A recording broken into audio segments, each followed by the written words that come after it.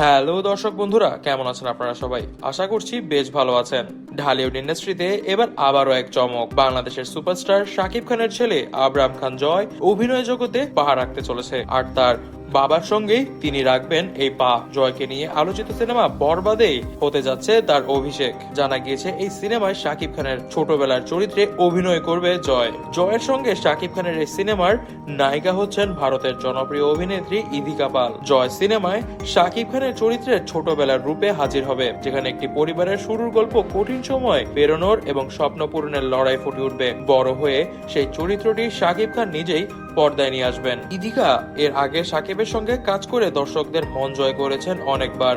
এবার তাকে আবারও বড় পর্দায় দেখা যাবে শাকিব খানের সঙ্গে। এই সিনেমা নিয়ে ইতিমধ্যেই ঢালিউড প্রেমীদের মধ্যে চরম উত্তেজনা তৈরি হয়েছে। শাকিব খান এবং তার ছেলে জয়কে একসঙ্গে বড় পর্দায় প্রথমবারের মতন দেখতে পেয়ে ভক্তরা উচ্ছ্বাসিত এবং আশাবাদী। তেমনই সিনেমা ইন্ডাস্ট্রিও নতুন সম্ভাবনা দেখছে এই বাবা ছেলের জুটি নিয়ে। সিনেমার নির্মাতারা জানিয়েছেন জয় শুটিং এর সময় অত্যন্ত আত্মবিশ্বাসী এবং অভিনয়ের প্রতি তার আগ্রহ স্পষ্ট। এক সাক্ষাৎকারে শাকিব খান বলেন, আমার জীবনের অন্যতম সেরা অনুভূতি জয়কে পর্দায় দেখা, আর ওর সাথে কাজ করা সত্যি আমার জন্য অনেক বড় একটি বিষয়। ওর মধ্যে একটা প্রাকৃতিক অভিনয় দক্ষতা আছে।